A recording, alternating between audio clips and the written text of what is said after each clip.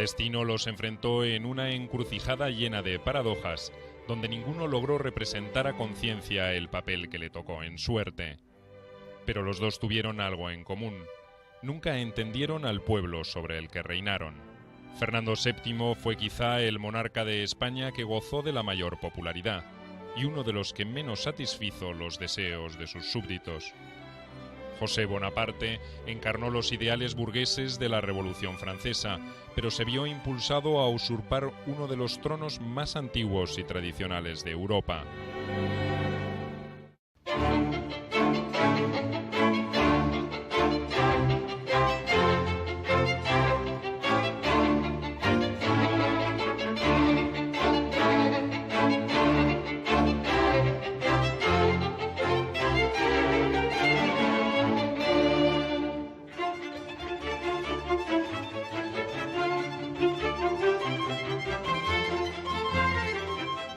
Fernando VII, José Bonaparte.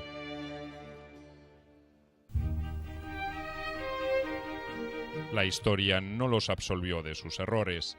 La imagen de Fernando VII quedó asociada a la de un rey acomodaticio, vengativo e incapaz de aprovechar el aura de salvador de la patria que le asignó su destino. José Bonaparte, opacado por la figura de su hermano Napoleón, se retiró de la escena vilipendiado y odiado por los españoles, a los que quiso rescatar del absolutismo. España sufrió largamente las consecuencias de esta desafortunada actuación. Por lo tanto, ¿a qué nos conduce esta confrontación entre el rey deseado y el rey deseable que pudo ser José I? Pues, sin duda alguna, a las limitaciones de lo que podríamos llamar la opinión pública. Nos permite razonar acerca de la fragilidad de los apoyos de la opinión pública. ¿Tiene siempre razón la opinión pública?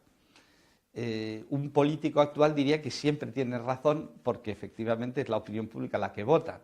La realidad es la que es y efectivamente a la luz del desarrollo de la historia, contraponiendo uno y otro personaje, pues no es ilegítimo pensar que quizá le hubiera podido mejor ir a la historia de España con un José I que no con un Fernando VII. La Revolución Francesa de 1789 encontró a España regida por una monarquía absoluta a cargo de un rey carente de autoridad y corroída por los enfrentamientos internos. Carlos IV había asumido el trono en 1788 y estaba muy lejos de ser un piloto de tormentas.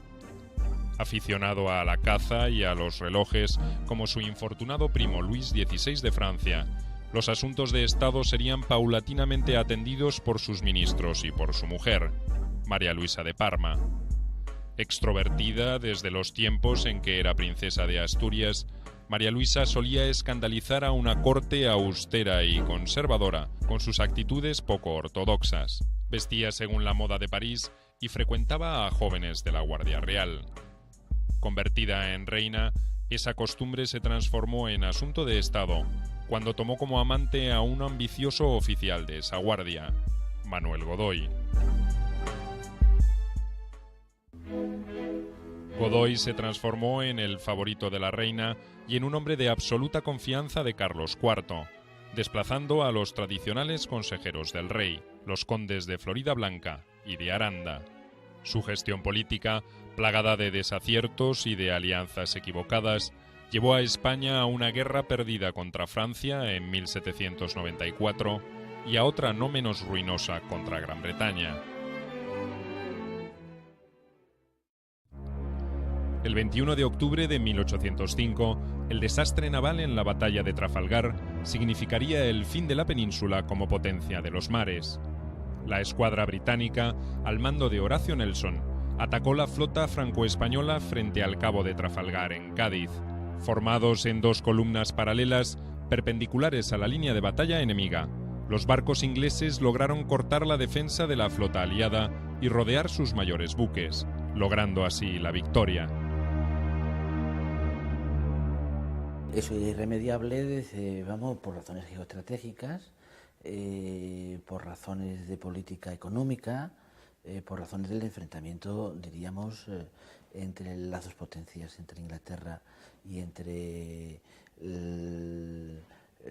Francia, desde muchos años antes. Es decir, esa era la clave. Hay un capítulo en las memorias muy interesantes del Príncipe de la Paz, de Manuel Godoy, en donde dice, pensado esto muchos años después de estos acontecimientos, que desde su punto de vista la culpa no estaba en Napoleón, la culpa estaba en Inglaterra. Y dice, son famosas las palabras estas de su memoria, dice, Inglaterra la primera, Inglaterra la segunda, Inglaterra la tercera, y siempre la Inglaterra. Los malos resultados exteriores, su origen advenedizo, los gastos dispendiosos y su enfrentamiento con la Iglesia y la nobleza española convirtieron a Godoy en el hombre más odiado de España. Sus enemigos muy pronto encontrarían un aliado en la corte que asumiría el papel de jefe de esa oposición contra el favorito, Fernando de Borbón, el heredero de Carlos IV.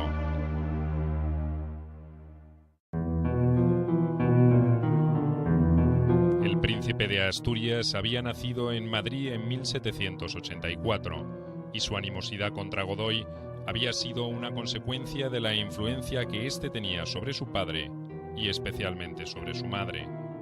No debió esforzarse demasiado para sumar partidarios al desdén que sentía por el favorito. La impopularidad de Godoy crecía día a día y Fernando era el beneficiario directo de esas manifestaciones. Yo creo que hay varios momentos que caracterizan esos rostros distintos de Fernando VII. Es muy interesante el primero, el que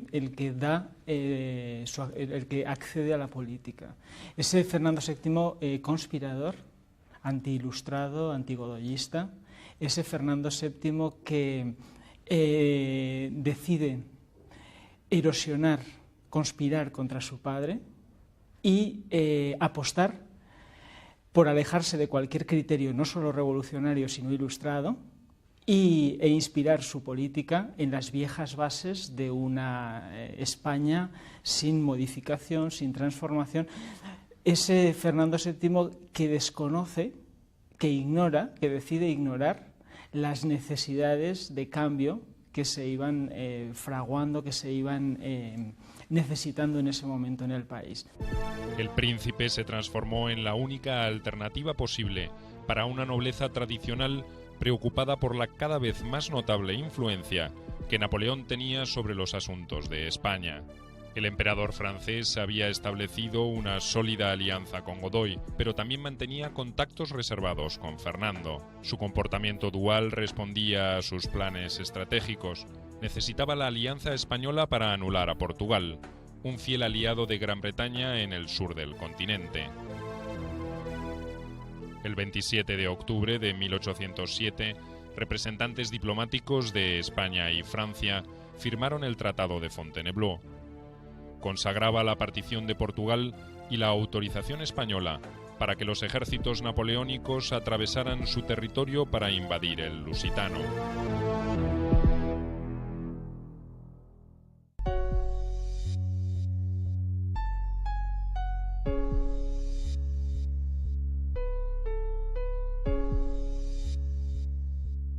Ese mismo día, papeles que involucraban a su hijo Fernando en una conspiración contra el trono cayeron en manos de Carlos IV.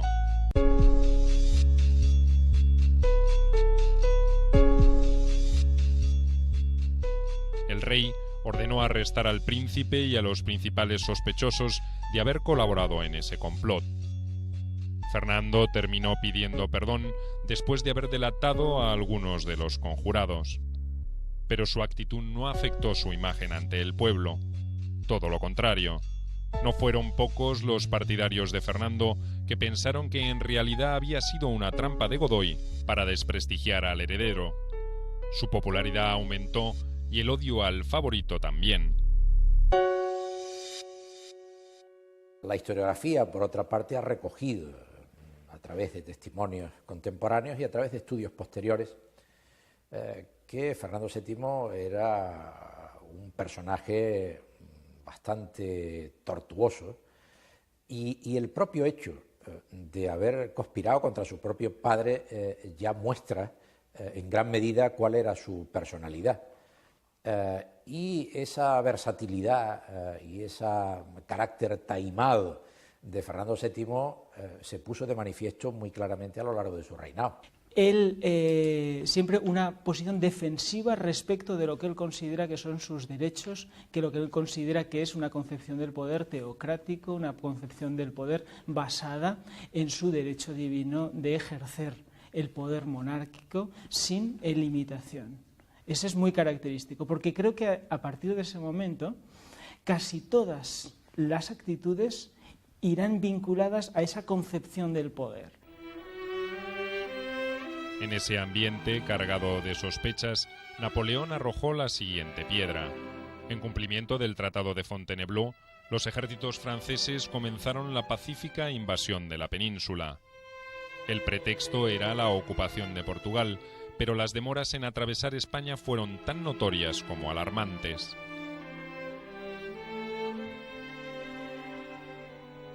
En la corte instalada en Aranjuez, comenzaron a circular rumores sobre una eventual huida de Carlos IV hacia las colonias americanas, imitando la actitud del soberano portugués. El creciente malestar derivó, el 17 de marzo de 1808, en una algarada popular que intentó linchar a Godoy, supuesto culpable de todos los males. Tras esa noticia, que tuvo lugar en Aranjuez, el rey no tuvo más remedio que abdicar. Fernando, rebautizado como el Deseado, fue reconocido como el nuevo soberano. El júbilo de los partidarios de Fernando no duró demasiado. Napoleón tenía otros planes. No reconoció de inmediato al nuevo rey y le solicitó que se reunieran en la localidad francesa de Bayona. Con alrededor de 100.000 soldados franceses ocupando su territorio, Fernando no tenía opción. Hacia allí también fueron llevados Carlos IV, su esposa y Manuel Godoy. El 5 de mayo, el emperador obligó a Fernando a devolver la corona a su padre.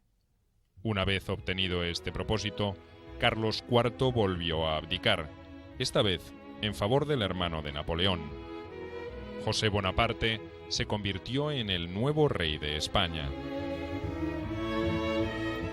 Napoleón, cuando comenzó la ocupación de la península, calculó mal. Él incluso después lo reconoció en Santa Elena. Él se equivocó en España porque pensaba que la ocupación iba a ser una empresa relativamente fácil, un paseo. Él había presenciado el espectáculo lamentable de Carlos IV y su hijo Fernando VII peleándose por el trono y el resultado del motín de Aranjuez. Y él pensó que los españoles estaban hartos de los Borbones y de estos problemas internos que había provocado pues, Carlos IV con el nombramiento de Godoy, después el enfrentamiento con su hijo. Él pensó que los españoles iban a recibirlo de buen grado y que la incorporación de España al imperio napoleónico no iba a plantear muchos problemas. Después de perder su trono en Bayona, Fernando fue alojado en el castillo de Valençay, propiedad del canciller francés Talleyrand.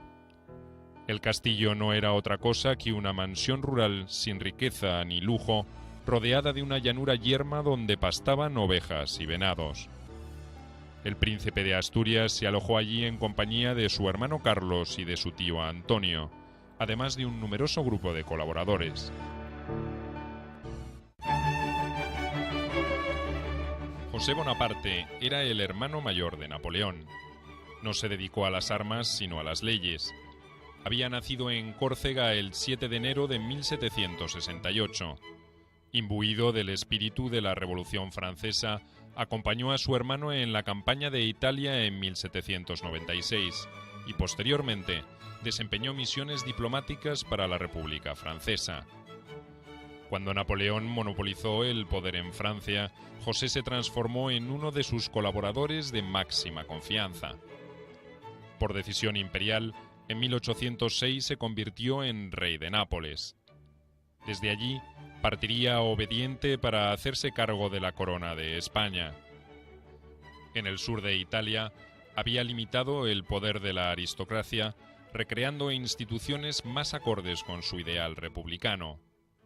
En España intentó hacer lo propio, pero tropezó con todo un pueblo dispuesto a defender a muerte su integridad territorial y política. Napoleón y su hermano José nunca comprendieron cabalmente el problema español. En consecuencia, no pudieron resolverlo. José Bonaparte es un personaje que mostró a lo largo de su corto reinado unos deseos de buena voluntad, de buenas intenciones, pero de escasa capacidad como gobernante, teniendo además que enfrentarse a una situación de reinar en un país que él no conocía y que estaba en guerra permanente, y enfrentarse además a la dificultad que suponía pues el zafarse de la influencia que quería ejercer sobre él su hermano Napoleón, que era quien realmente dictaba la política que se debía llevar a cabo en España.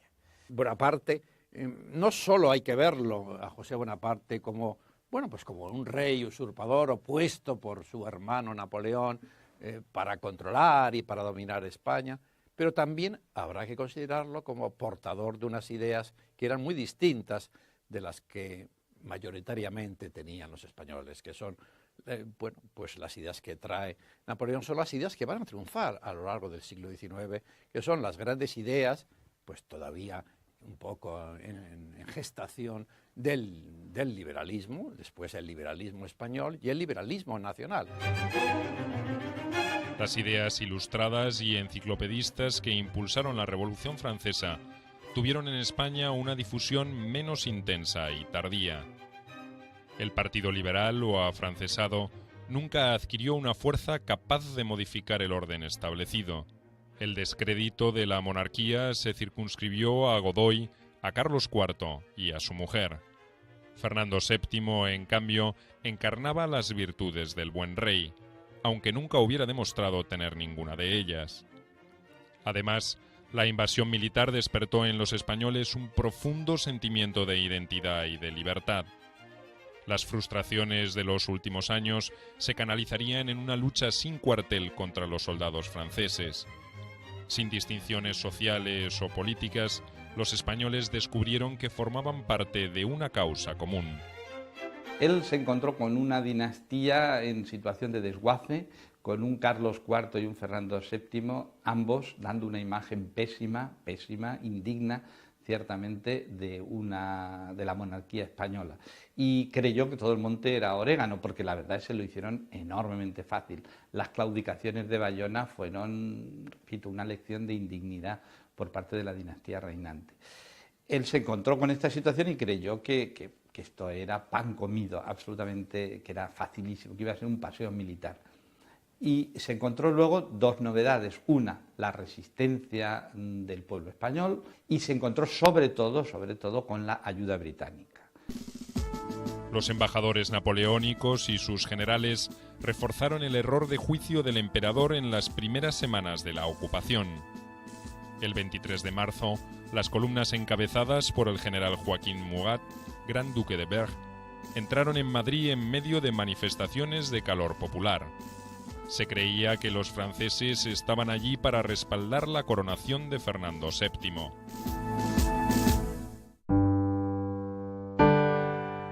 Un mes y medio después, esa sensación había cambiado. El 2 de mayo, un incidente frente al Palacio Real en Madrid derivó en una rebelión popular que el general Murat ordenó aplastar a sangre y fuego. Las tropas francesas provocaron una verdadera carnicería entre hombres y mujeres del pueblo que los enfrentaban con armas improvisadas. En los días sucesivos, los fusilamientos de personas acusadas de rebelión iban a encender la mecha de los sublevados en todo el territorio de España.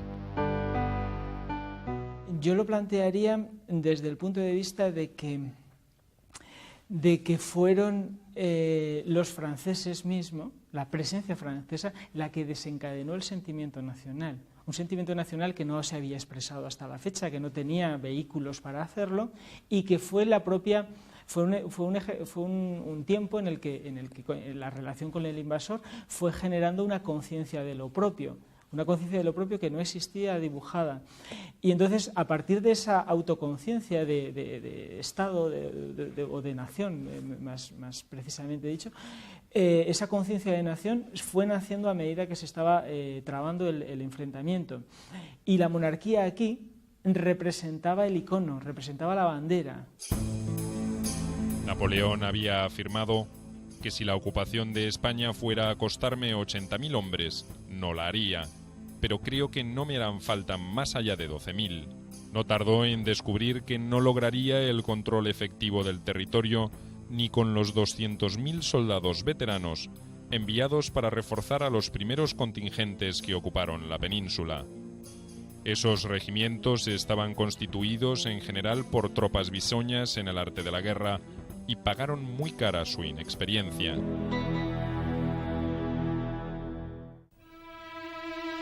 En Bailén, el 19 de julio de 1808, fueron derrotados por un ejército comandado por los generales Francisco Castaño y Teodoro Reding. Era la primera vez que una fuerza expedicionaria napoleónica era batida en forma tan decisiva. El resultado entonó a los españoles y obligó a los franceses a desviar la atención hacia los asuntos en España. Un mes antes de la derrota militar en Bailén, el 15 de junio de 1808, José Bonaparte fue legitimado como rey de España por un grupo de notables convocados a Bayona para que actuasen como cortes.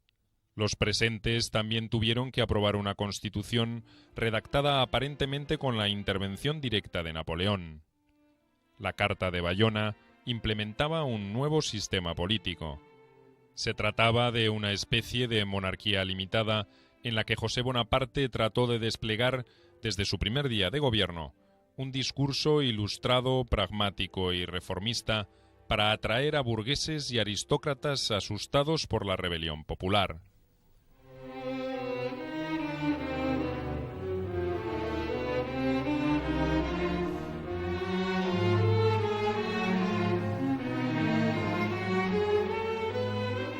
Era una misión casi imposible.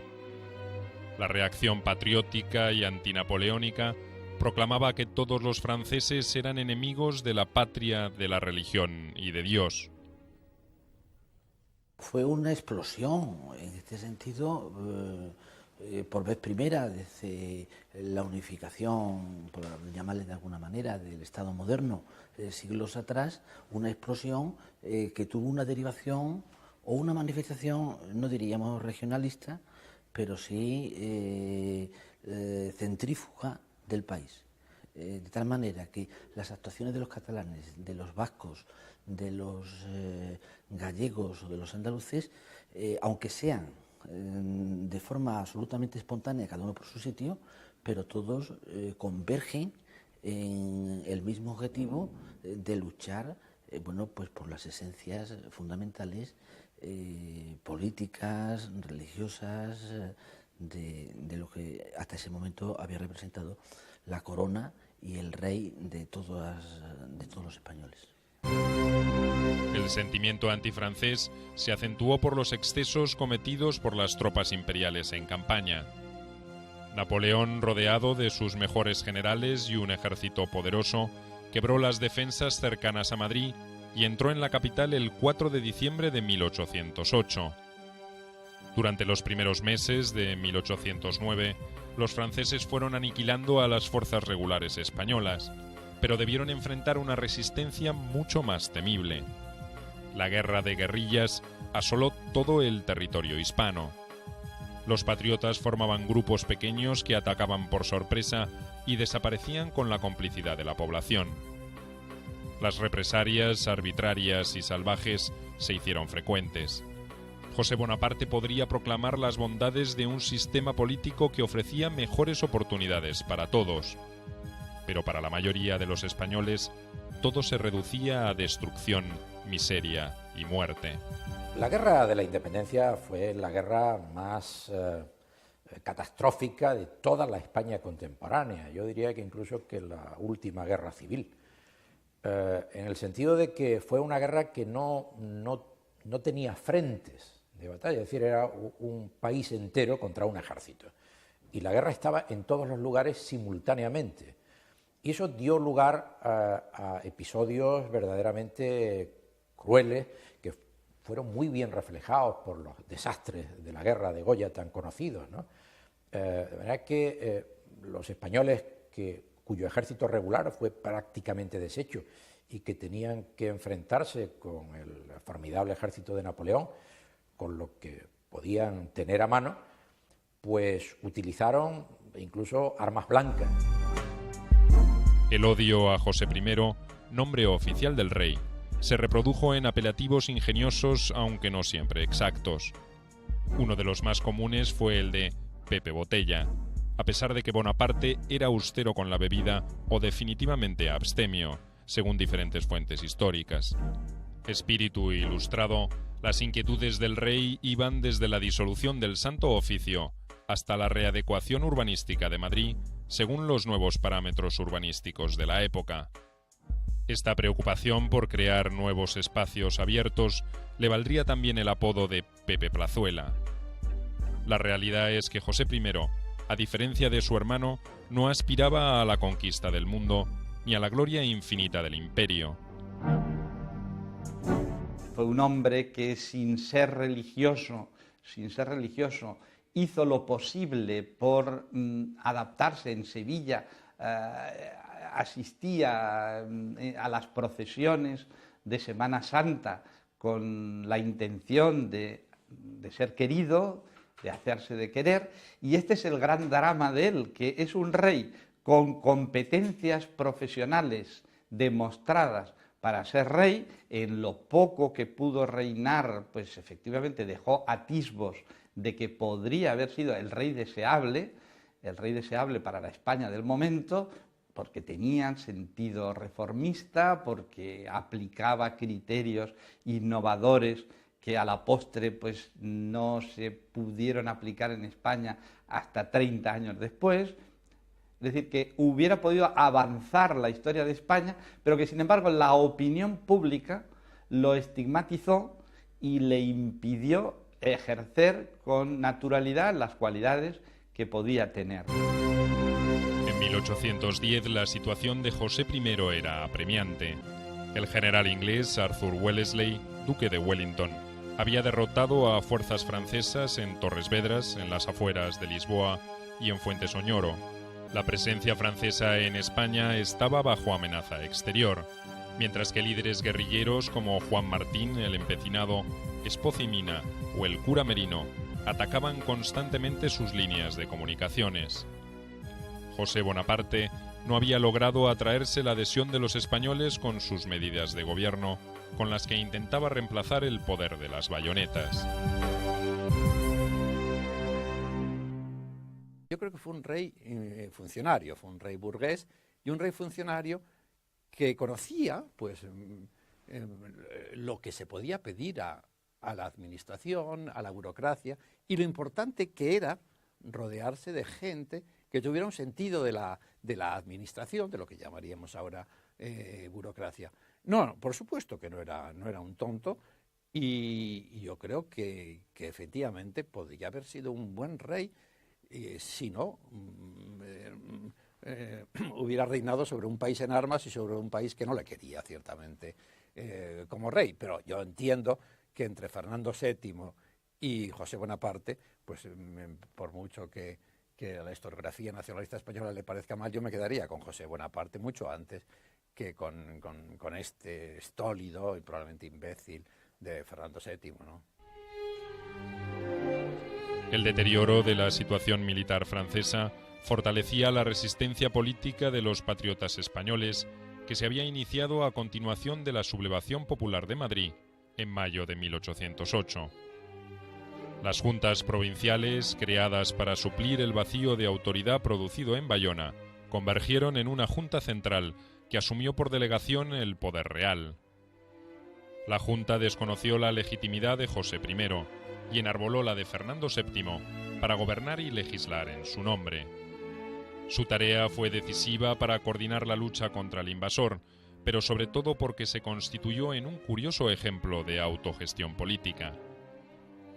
En 1810, la Junta delegó el poder en una regencia, pero antes convocó a una reunión extraordinaria de Cortes.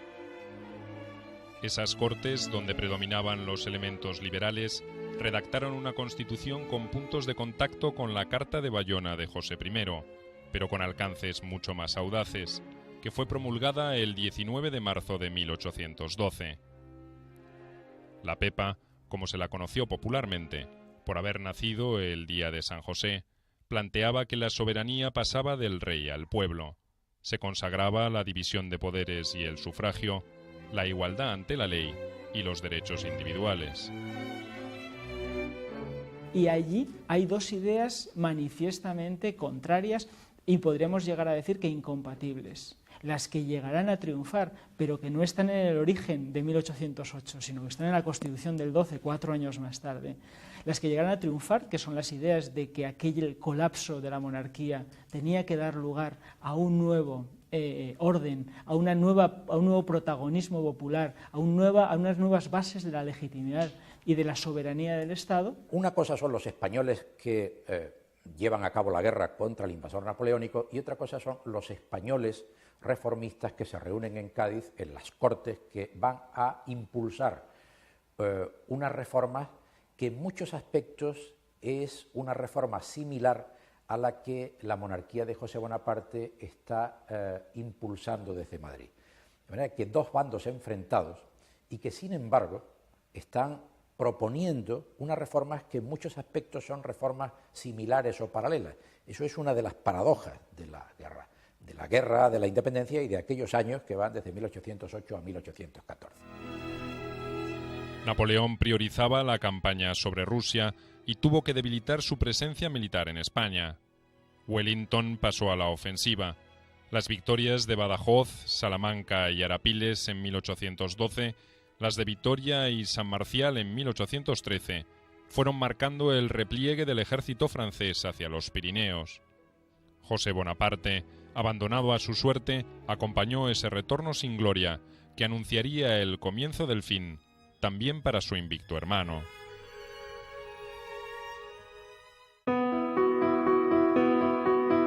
La dura guerra librada contra los franceses había fortalecido la identidad de los españoles, orgullosos de haber resistido y batallado contra uno de los mejores ejércitos del mundo.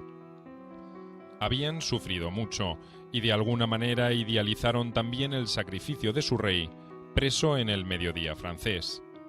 La imagen de Fernando VII se había agigantado en todos estos años y era más deseado que nunca, aunque su sufrimiento no era equiparable al de ninguno de sus súbditos. Las consecuencias económicas de lo que supuso la guerra de paralización de todas las fuerzas productivas fue absoluto, y tanto a nivel demográfico, con más de 250.000 muertos a lo largo de la guerra en España, muertos españoles, y la situación de crisis económica salvaje que vivió España, la España de 1814, era absolutamente terrible, una situación agónica. Esto es una realidad que más allá de las advocaciones patrióticas que puedan alimentar nuestro ego reivindicativo de españoles resistentes frente al invasor, la realidad es que la guerra generó unos costes económicos a España que de hecho probablemente le costó medio siglo recuperarlos.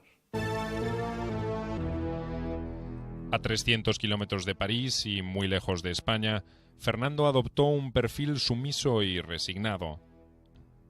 Su correspondencia con Napoleón lo mostraba dispuesto a colaborar, y hasta organizó una fiesta especial cuando el emperador contrajo matrimonio con María Luisa de Austria en 1810. Todo cambió cuando la suerte de su carcelero comenzó a serle adversa. En noviembre de 1813, Napoleón envió a un negociador para tratar los términos de un eventual retorno de Fernando al trono de España. El príncipe de Asturias se mostró altivo y propenso a imponer condiciones, pero el riesgo de que un nuevo vacío de poder provocara una revolución allanó el camino. el Tratado de Valence, convenía la paz entre los dos países. Francia reconocía a Fernando VII como rey de España y se comprometía a devolver las posesiones conquistadas. España admitía la evacuación de ejércitos ingleses de su territorio y decretaba una amnistía para los españoles que hubieran colaborado con el gobierno de José I. Los españoles no conocían a Fernando VII ni cómo iba a desarrollarse el reinado de Fernando VII cuando se restableciese la normalidad. Por eso Fernando VII, los españoles lo llamaban ya el deseado, de manera que esa pretensión de los españoles de restaurar la monarquía legítima tenía la esperanza de que Fernando VII cumpliese las expectativas de los españoles. Pero realmente Fernando VII no expresó. Se podía sospechar, Fernando VII no era un reformista y mucho menos un revolucionario. Por consiguiente, tampoco había que ser muy perspicaz para darse cuenta de que la vuelta de Fernando VII, cuando terminase la guerra, iba a significar la vuelta al antiguo régimen, a la monarquía absoluta. El 24 de marzo de 1814, Fernando VII cruzó los Pirineos y retornó a España, después de 6 años de ausencia. Se había convertido en la esperanza de una España que había usado su bandera como símbolo de soberanía y de libertad. Era también la encarnación de la recuperación de un reino azotado por la decadencia y la corrupción de sus gobernantes.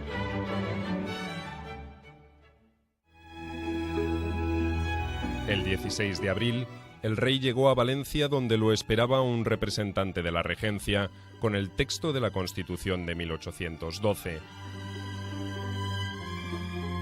También lo aguardaba un diputado absolutista con un documento de adhesión incondicional, el famoso Manifiesto de los Persas. Pero el que inclinó la balanza fue el general Francisco Javier Elío, que exhortó al monarca a recuperar sus derechos y puso a sus soldados a su disposición para defenderlos. El 4 de mayo, Fernando VII declaró nula toda la obra de las Cortes de Cádiz y emprendió una marcha triunfal hacia Madrid.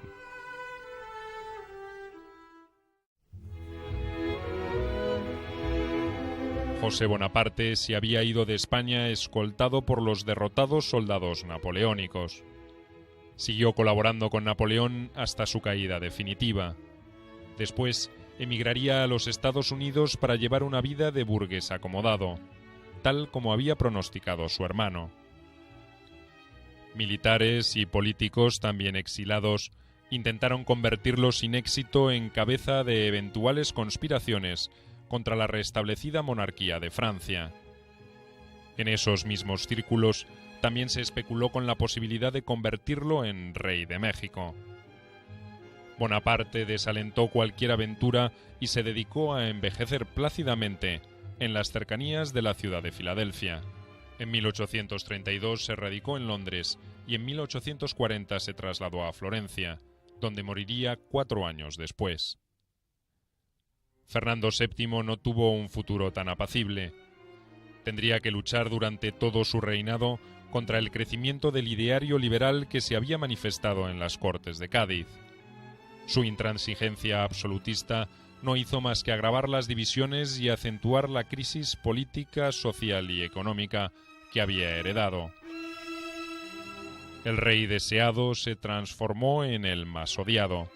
Cuando murió en 1833, dejó pendiente ese enfrentamiento que condicionaría gran parte de la historia de la España futura.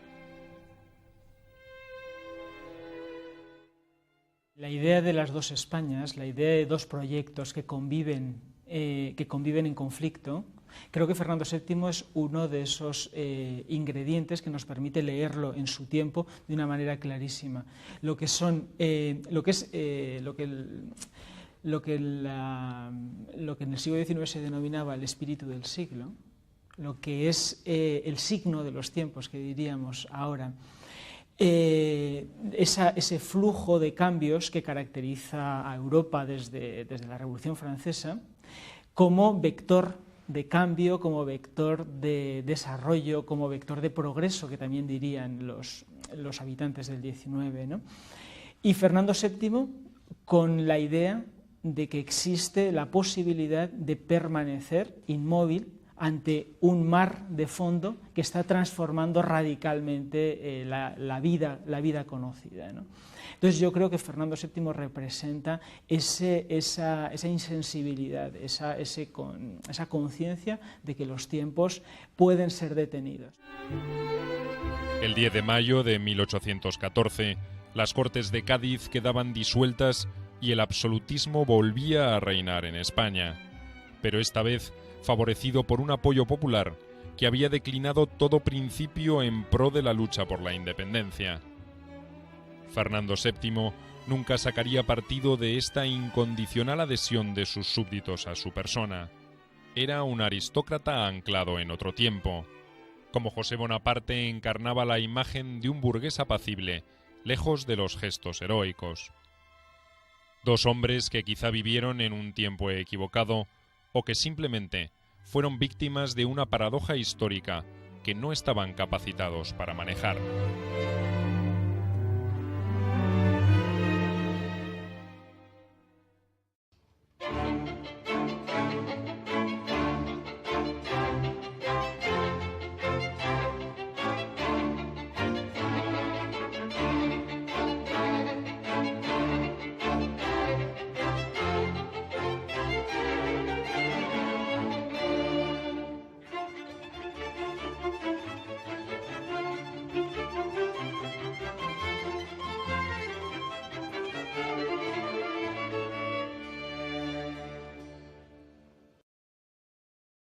Blanca y de Aranda.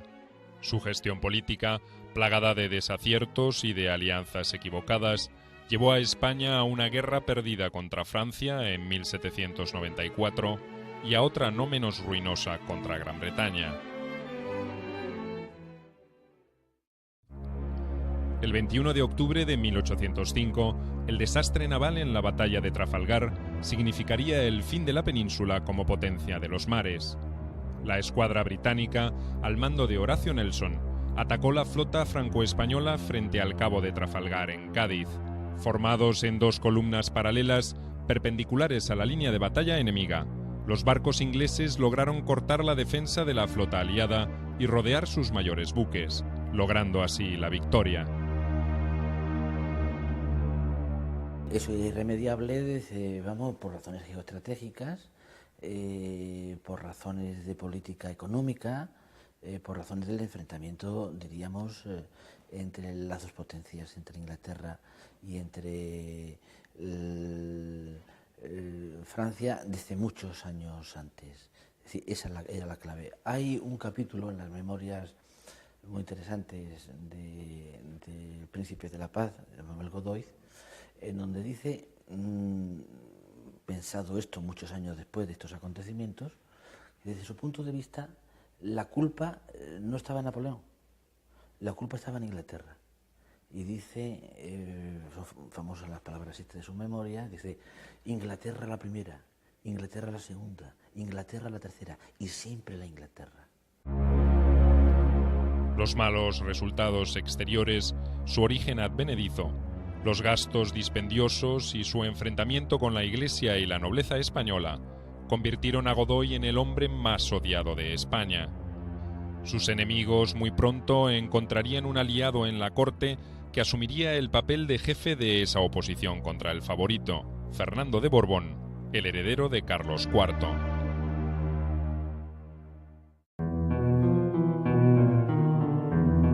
El príncipe de Asturias había nacido en Madrid en 1784 y su animosidad contra Godoy había sido una consecuencia de la influencia que éste tenía sobre su padre y especialmente sobre su madre.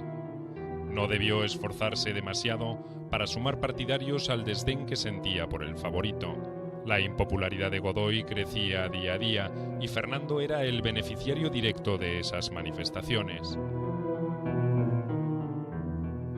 Yo creo que hay varios momentos que caracterizan esos rostros distintos de Fernando VII. Es muy interesante el primero, el que accede a la política. Ese Fernando VII conspirador, anti-ilustrado, antigodoyista, ese Fernando VII que decide erosionar, conspirar contra su padre y apostar por alejarse de cualquier criterio no solo revolucionario sino ilustrado e inspirar su política en las viejas bases de una España sin modificación, sin transformación. Ese Fernando VII que desconoce, que ignora, que decide ignorar las necesidades de cambio que se iban fraguando, que se iban necesitando en ese momento en el país. El príncipe se transformó en la única alternativa posible para una nobleza tradicional preocupada por la cada vez más notable influencia que Napoleón tenía sobre los asuntos de España. El emperador francés había establecido una sólida alianza con Godoy. Habrá que considerarlo como portador de unas ideas que eran muy distintas de las que mayoritariamente tenían los españoles, que son pues las ideas que trae Napoleón son las ideas que van a triunfar a lo largo del siglo XIX, que son las grandes ideas, pues todavía un poco en gestación del liberalismo, después el liberalismo español y el liberalismo nacional. Las ideas ilustradas y enciclopedistas que impulsaron la Revolución Francesa tuvieron en España una difusión menos intensa y tardía.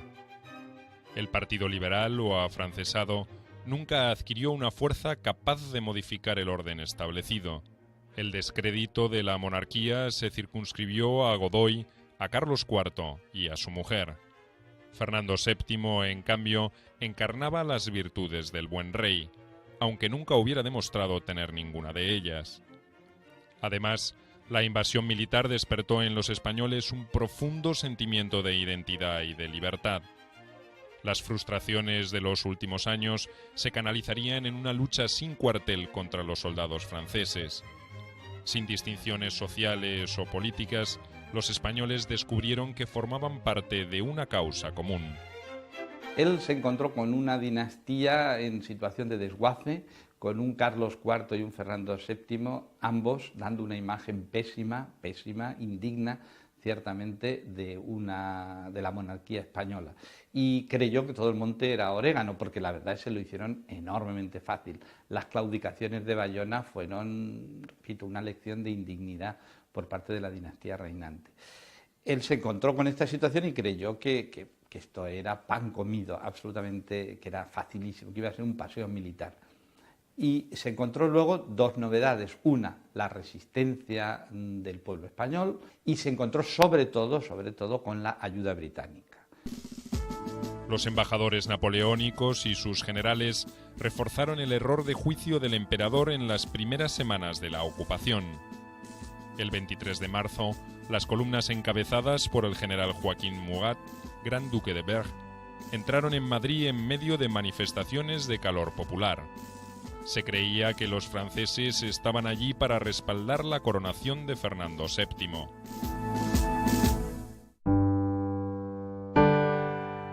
Un mes y medio después, esa sensación había cambiado. El 2 de mayo, un incidente frente al Palacio Real en Madrid derivó en una rebelión popular que el general Murat ordenó aplastar a sangre y fuego. Las tropas francesas provocaron una verdadera carnicería entre hombres y mujeres del pueblo que los enfrentaban con armas improvisadas. En los días sucesivos, los fusilamientos de personas acusadas de rebelión iban a encender la mecha de los sublevados en todo el territorio de España.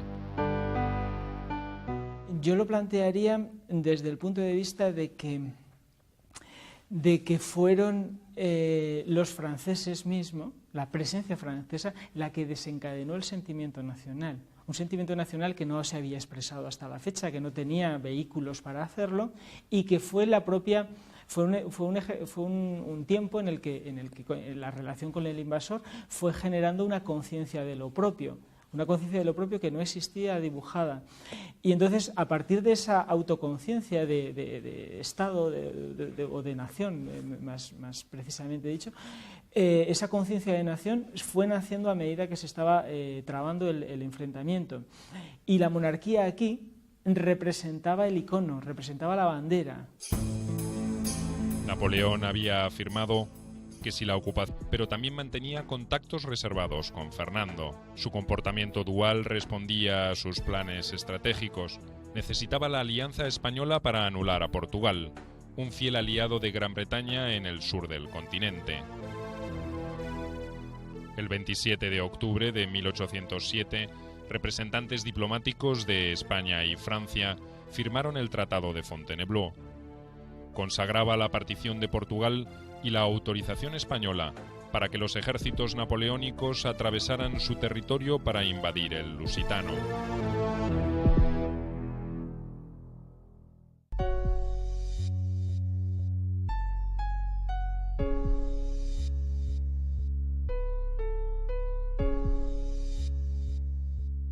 Ese mismo día, papeles que involucraban a su hijo Fernando en una conspiración contra el trono cayeron en manos de Carlos IV.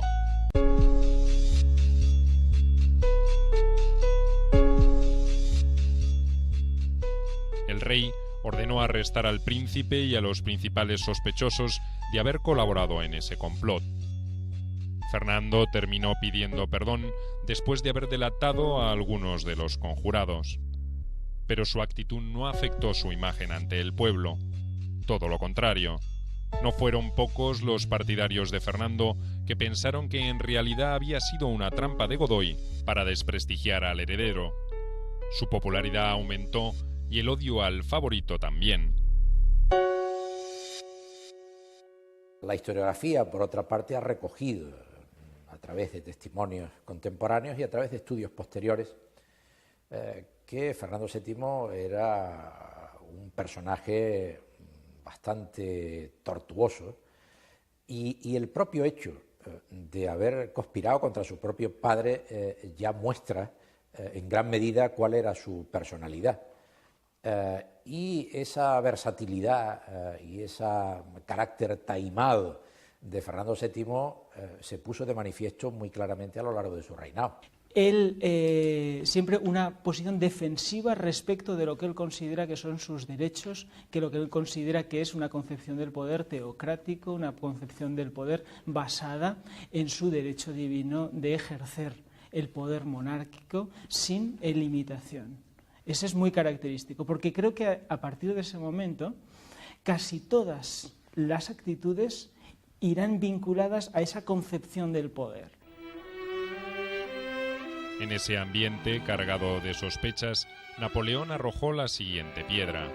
En cumplimiento del Tratado de Fontainebleau, los ejércitos franceses comenzaron la pacífica invasión de la península. El pretexto era la ocupación de Portugal, pero las demoras en atravesar España fueron tan notorias como alarmantes.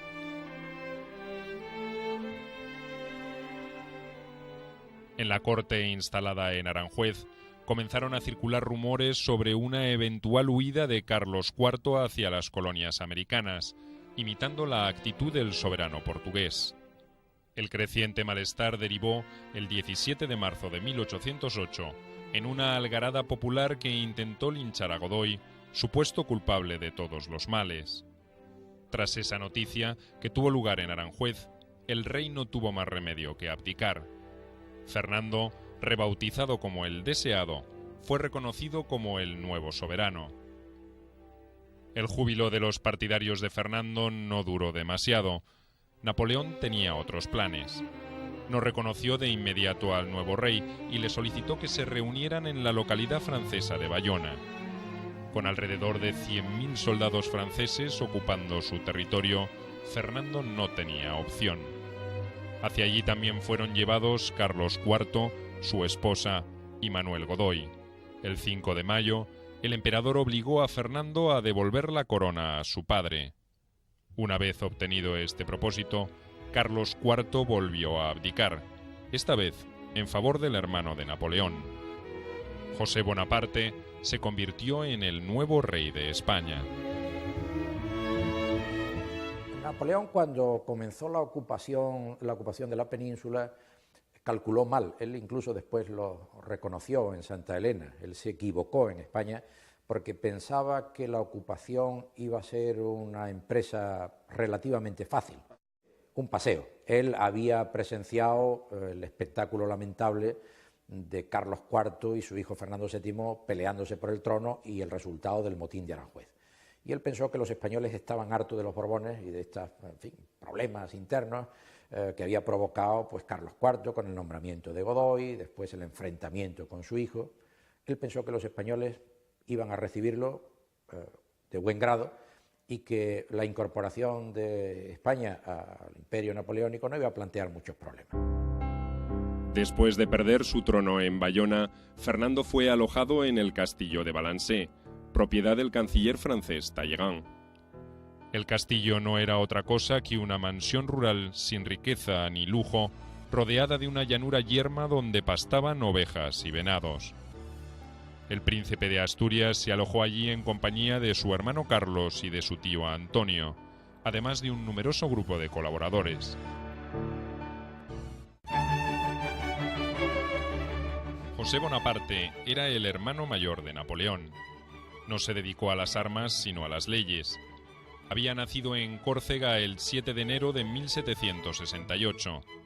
Imbuido del espíritu de la Revolución Francesa, acompañó a su hermano en la campaña de Italia en 1796 y posteriormente desempeñó misiones diplomáticas para la República Francesa. Cuando Napoleón monopolizó el poder en Francia, José se transformó en uno de sus colaboradores de máxima confianza. Por decisión imperial, en 1806 se convirtió en rey de Nápoles. Desde allí, partiría obediente para hacerse cargo de la corona de España. En el sur de Italia, había limitado el poder de la aristocracia, recreando instituciones más acordes con su ideal republicano. En España intentó hacer lo propio, pero tropezó con todo un pueblo dispuesto a defender a muerte su integridad territorial y política. Napoleón y su hermano José nunca comprendieron cabalmente el problema español. En consecuencia, no pudieron resolverlo.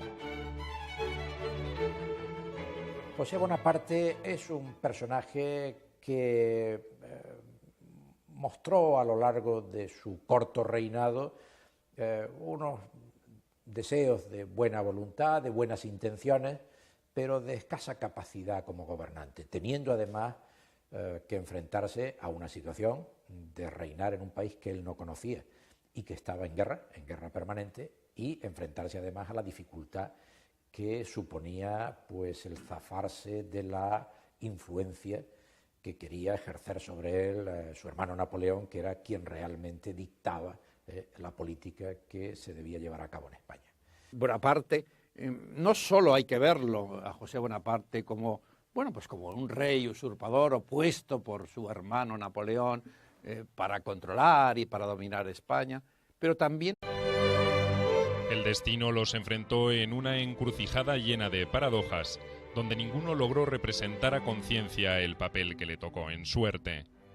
Pero los dos tuvieron algo en común: nunca entendieron al pueblo sobre el que reinaron. Fernando VII fue quizá el monarca de España que gozó de la mayor popularidad y uno de los que menos satisfizo los deseos de sus súbditos. José Bonaparte encarnó los ideales burgueses de la Revolución Francesa, pero se vio impulsado a usurpar uno de los tronos más antiguos y tradicionales de Europa.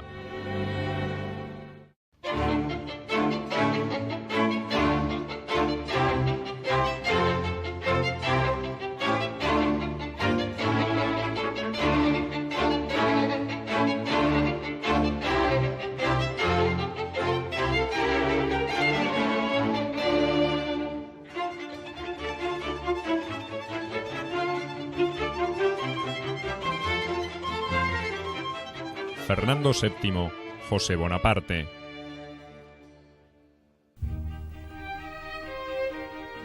La historia no los absolvió de sus errores. La imagen de Fernando VII quedó asociada a la de un rey acomodaticio, vengativo e incapaz de aprovechar el aura de salvador de la patria que le asignó su destino. José Bonaparte, opacado por la figura de su hermano Napoleón, se retiró de la escena vilipendiado y odiado por los españoles, a los que quiso rescatar del absolutismo.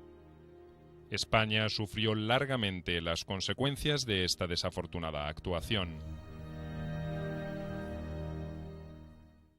Por lo tanto, ¿a qué nos conduce esta confrontación entre el rey deseado y el rey deseable que pudo ser José I? Pues sin duda alguna a las limitaciones de lo que podríamos llamar la opinión pública. Nos permite razonar acerca de la fragilidad de los apoyos de la opinión pública. ¿Tiene siempre razón la opinión pública? Un político actual diría que siempre tiene razón porque efectivamente es la opinión pública la que vota. La realidad es la que es y efectivamente a la luz del desarrollo de la historia, contraponiendo uno y otro personaje, pues no es ilegítimo pensar que quizá le hubiera podido mejor ir a la historia de España con un José I que no con un Fernando VII. La Revolución Francesa de 1789 encontró a España regida por una monarquía absoluta a cargo de un rey carente de autoridad y corroída por los enfrentamientos internos. Carlos IV había asumido el trono en 1788 y estaba muy lejos de ser un piloto de tormentas. Aficionado a la caza y a los relojes, como su infortunado primo Luis XVI de Francia, los asuntos de Estado serían paulatinamente atendidos por sus ministros y por su mujer, María Luisa de Parma. Extrovertida desde los tiempos en que era princesa de Asturias, María Luisa solía escandalizar a una corte austera y conservadora con sus actitudes poco ortodoxas. Vestía según la moda de París y frecuentaba a jóvenes de la Guardia Real. Convertida en reina, esa costumbre se transformó en asunto de Estado cuando tomó como amante a un ambicioso oficial de esa guardia, Manuel Godoy. Godoy se transformó en el favorito de la reina y en un hombre de absoluta confianza de Carlos IV, desplazando a los tradicionales consejeros del rey, los condes de Florida.